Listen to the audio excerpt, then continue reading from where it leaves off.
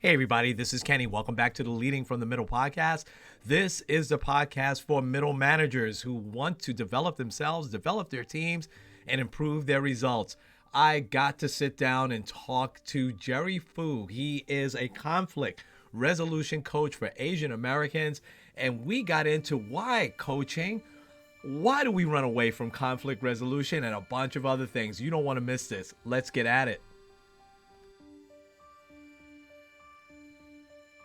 Hey there, everybody. This is Kenny. Welcome back to the Leading from the Middle podcast, the podcast for middle managers that want to improve their results, that want to develop themselves and develop their people. I have got a terrific guest today that is going to give us a lot of great advice when it comes to conflict resolution. And so I want to introduce, without further ado, Jerry Fu, who is a conflict resolution coach for Asian Americans, but I'm sure he's going to talk about everybody. So Jerry, good morning. How you doing? Oh, I'm great, Kenny. Good to be here. Awesome. It is great to have you here. So first, I want to get your take on conflict resolution. What brought you to now having this as as a job for yourself? What was your journey like to bring you here where you want to help other people resolve conflict? Oh, yeah, it's a long and winding one, but I'll do my best to, hit the highlights. The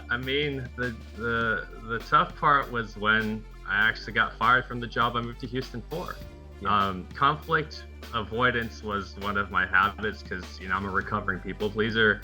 And so I worked for a chain pharmacy for about 5 years that customer service, they don't let you stand your ground, right? Whenever someone wants something unreasonable or unfair and you try to tell them no, and they just go to your supervisor and the supervisor says, just placate them and make them go away. You just go home wondering if you have a spine, right? But then when I moved on to a company that actually held me accountable whenever I did not meet expectations, then, I got scared to even address that. And then, after enough lack of communication, right? If you're not communicating with the writing's on the wall. And I say that because, when I started to kind of save my pharmacy career by taking on leadership positions, I realized very quickly that you can't afford to be a people pleaser, right? And so this was a struggle for me for many years. And, part of my journey involves, trying to confront the boss who wrote me bad paychecks, right? They don't tell you that in life's manual. Yes. And then when technicians were not pulling their weight, I struggled to write them up or fire them. And so management wrote me up because, I wasn't, having the courage. I would call it grace, but really it was just a cop out, right? Yes. And so the funny thing is, right, that your biggest struggle sometimes becomes your greatest fascination. And we like to say, right, that sometimes I don't choose this profession, sometimes it chooses me. And and so that's kind of where we are now, is when I realized that I really loved people development and I really wanted to put some skin in the game. It wasn't until I turned 40 and hit the pandemic where I realized that I needed to make this dream come true. And so that's when I followed the LLC and I said, hey, you know what? I'm going to plant my flag and I'm going to help people the way I wish I'd been helped when I was trying to navigate that middle ground of, hey, I have direct reports, but I also have a boss that I need to get along with. Wow. Wow. That is awesome. What a terrific journey, and really coming out of just that experience, your own personal experience, which I love. And so let's jump in, because I have to say, this is one of those areas that you are now really helping folks out in, that I think need a lot of help in, and that Mhm. is conflict resolution. And so why do I want to start here. Why do you suppose a lot of leaders just kind of look the other way and just kind of avoid resolving conflict? Yeah. I mean, I think two of the roadblocks that I like to fall back on a lot of the time. Number one is they're afraid they'll make things worse, right? Mm, They're just like, if I confront this person or bring this issue up, they're going to lock up, and then they're just going to say, well, if you're not happy the way I did it, then you should just do it yourself. And now you have to do two jobs for the price of one because but you're already doing it anyway. People don't realize yes. that, right? But that we can Yes. unpack that later. Number two is, oh, I want my popularity. I value my popularity. I like feeling like a leader that's well liked. And so I'd rather not shake that boat. I'd rather not rock that boat. I'd rather not shake that glass. And so I don't want to do anything to disturb that quote reputation of mine. Right. Wow. And then the third is like this false optimism that, well, maybe if I just leave it alone, the problem will solve itself. That's a fun one. Right? And that's the one that I hear the most, right? Mm-hmm. Now you mentioned that you're a professional people pleaser. I love that because I struggle with that my whole career as well. And so how did you get past that? Because Mm-hmm. obviously there had to be a point where, okay, wait a second, this is not working for me, man. We've got to, and still, the core of you is probably this really, really nice guy that wants to please. Mm-hmm. And so how did you get past that? Yeah. People in my position, and this is a habit I fall back on all the time, guys. Don't get me wrong. And actually have a 5-step framework in place I use to make sure I don't fall back into bad habits that I'm happy to share. But people don't realize the cost of not engaging, right? Like one example I use for my personal life is when I had to evict a roommate.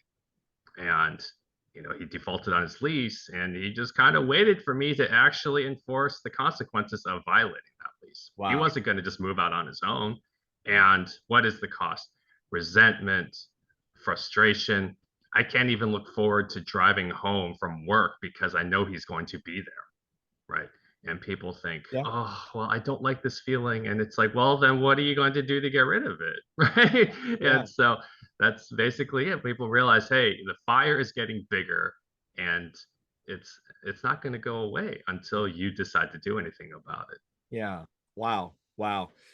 I want to go back to the three steps that you had there. And Mm-hmm. if I'm a new leader and I all of a sudden take over a team where there's some conflict already, Mm-hmm. Mm-hmm. and but I'm trying to get my footwork there. I'm trying to get my feet planted.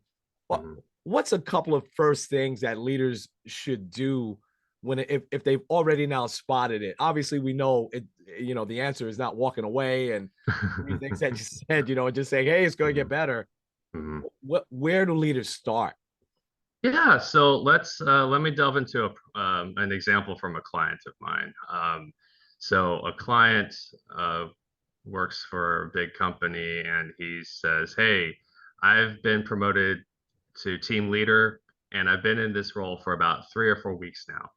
And there's a person on my team who has been there for 10 years and is mad that he has not gotten the promotion that he thinks he deserves, even though two other supervisors previous to him previous to me tried to give him feedback on what it would actually take to make management more likely to give him that promotion, but he basically rebuffed their feedback. Mm. So how do I get him to take me seriously, right? Because I've only been in my role for like 3 or 4 weeks, right?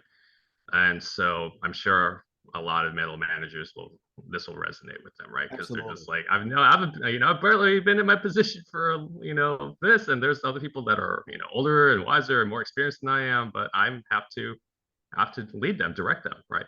And so some of the things that we went through included asking for permission, right? And just laying out the cards for them and putting the kind of the driver's seat, putting them in the driver's seat, right? And saying, and we said something like this, where we said, hey, I understand you want promotion, and I understand that I'm in a position to help you get that promotion. And, I know that I cannot afford to compromise my reputation, because if I give you, put in a good word for you and you do poorly, then that's going to look poorly on me. Right? Yeah. And I understand that there are some things I've noticed that you need to work on in order to improve. Are you willing to hear that feedback? And then you can let him say yes or no. And you remind him, hey, if you say yes, but then when you start to lock up, as soon as I start to kind of unpack some of the more difficult things, this conversation is not over, and I will not be giving you a recommendation, right? And you say, here are the choices, here are your options, here are the consequences of each of those options. Which do you want, right? Because because people are like, well, what if they think that, oh, well, if I do this exactly right, then I'll get the outcome I want.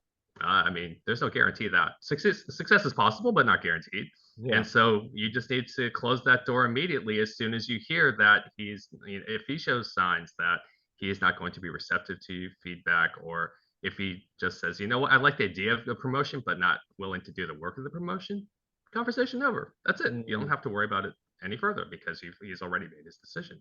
Mm-hmm. So part of it is freeing these leaders up from the notion or obligation that they say, oh, I need to conform this person to what I think I need them to do. Anytime, yeah, do people do what's expected? No, not ever consistently. But if you're willing to inspect it, right, as John Maxwell, the grandfather of all leadership coaches, says, Yes. people won't always do what's expected, but they will always do what's inspected. So Yes. yeah, just Yes. shine a light on it, see what happens. If they say, nope, too bright, then turn it off and just say, okay, I'm not going to turn it on again. And this conversation will not go any further. Yeah, I love that. Such great practical advice. But so like you said at the beginning, so many of middle managers will relate to this. Just great advice. Um, what would you say would be a couple of really powerful questions? You said a few there, but what's kind of your go-to questions to really get, the conversation going when it comes to resolving conflict? Yeah. I think one of the favorite ones comes from a book called The Coaching Habit by Michael Bungay Stanier. And one of his power questions he has leaders use is, what's the real challenge here for you? Right. So, Love that. because when you address a situation, right, it's rarely the surface issue that's really the issue.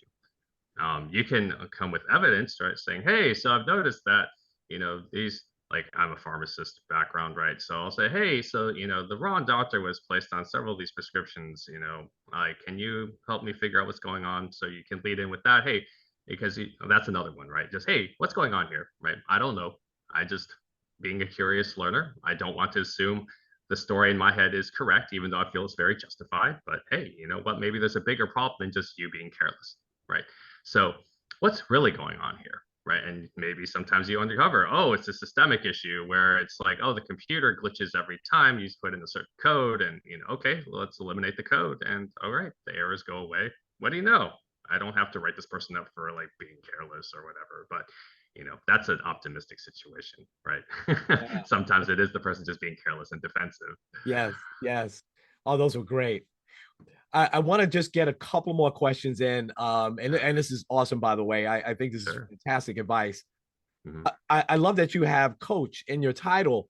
And I still find, even here in 2022, going into 2023, that a lot of leaders really shy away from the word coach. They're like, hey, I'm the manager. What would be your opinion on what the advantages are to coaching most of the time as opposed to managing a lot of the time? Yeah. Great distinction to unpack. So in the same way that you don't have to be an entrepreneur to have an entrepreneur's mindset, Mhm. you don't have to be a coach to incorporate a coach's mindset into your leadership style, right? Because if you are managing, you're just simply saying, here are the expectations. Either you haven't met them, you kind of meet them, or you exceed them, and I will be happy or sad depending on what level you hit, right? And you do nothing to actually set them up for success. But Wow. what does a coach do, right? A coach says, hey, here's the target, here's the play. Let me get your thoughts on this play and make sure you think this is the right play to get to the target. What do you think, right? So now it's more of a collaborative approach and saying, hey, I know some things and I have my opinions and I want to include you in the play because, right, who wins the game? Does the coach win the game? No, the No, players win the game. players. Yeah, absolutely. But is it just this crazy fast-paced world that we live in, that because this does take time, right? It takes Oh, of time to do course. this. Yeah. And I think I hear a lot of leaders saying that it's just easier for me to just tell them what to do, you Oh, know? yeah. And so how do you bridge that gap, right? How do you get it across to folks to, hey, listen, just take a few extra seconds here, you know? I'm chuckling because this is exactly my journey. And I deal with this all the time at work, right? My pharmacy job is my current leadership lab, and I deal with bosses that are like, "There's no time for a morning huddle today, guys. Like, too many fires to put out." And I secretly die inside because I'm like, "We guys, we don't even need to be like 5 minutes. Just can we just get coordinated and on the same page just for like 5 minutes and then go back to our jobs, please?" Yeah. And yeah, part of it is, hey, how can I get creative about building in developmental time, right? So maybe you do have to meet 30 minutes early. Maybe you do have to meet before the store opens. Maybe you do get coffee together over lunch. Um, and that's a sacrifice you're going to have to make, because if you are living in what Stephen Covey calls quadrant one, where everything is urgent and important, and you're just putting out fires, you're not going to have time. But once those fires are out, what are you doing? Like, are you making the most of your slow days? Like, are you being opportunistic with what you already have? Or are you hoping someone else will do the work for you? Because I can guarantee you, this doesn't happen on its own. Like, you need to at least plant a seed to watch the plant grow, right? So yeah, part of it, the practical advice is, hey, maybe you get there 5 or 10 minutes early.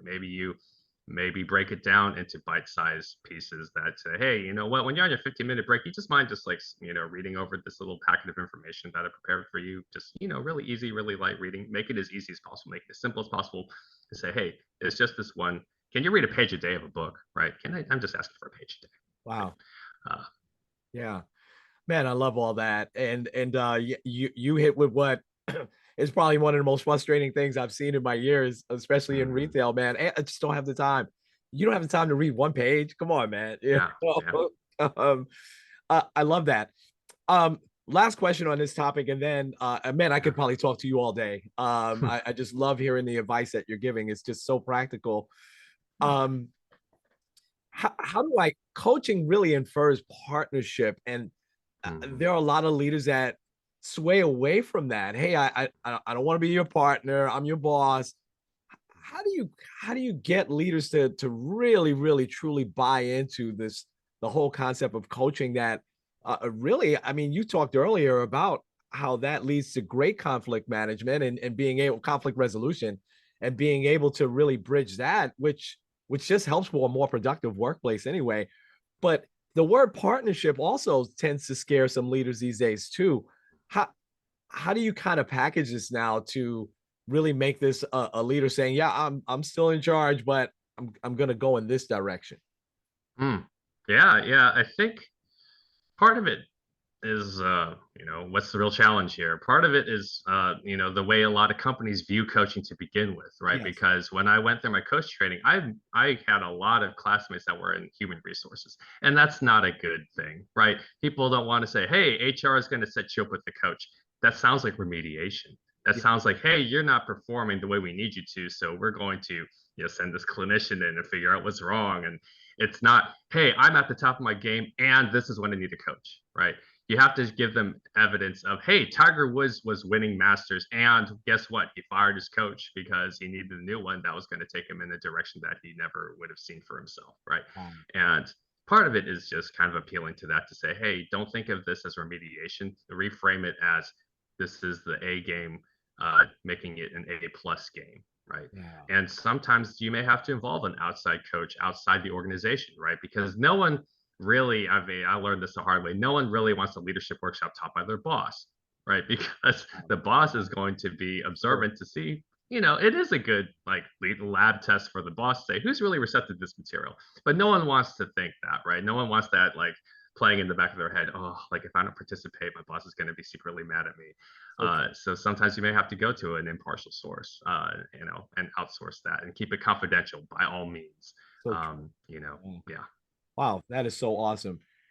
Jerry, so I want to first thank you, man, for the time that you've given and just all these golden nuggets that you've dropped here. How can people get in touch with you? I mean, I'm gonna make sure as I put this out, but how can people get in touch with you? Yeah, yeah. The best way. Let me go ahead and give away the free 5-step conflict resolution guide I give away on my website, which is www.adaptingleaders.com/guide.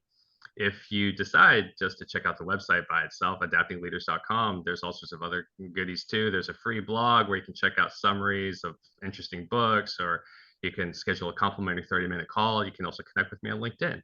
But if you want the thing that's going to plant the seed and maybe even pay some dividends sooner than later in your life, yeah, check out the guide, because I use it all the time. Right? It's like, oh, I don't want to work out, but here are the 5 steps I use to make sure I actually still work out. Right. So I don't want to engage in this conversation. Well, here are the 5 steps to make sure I don't, like start to rationalize and just hope that this doesn't need my involvement.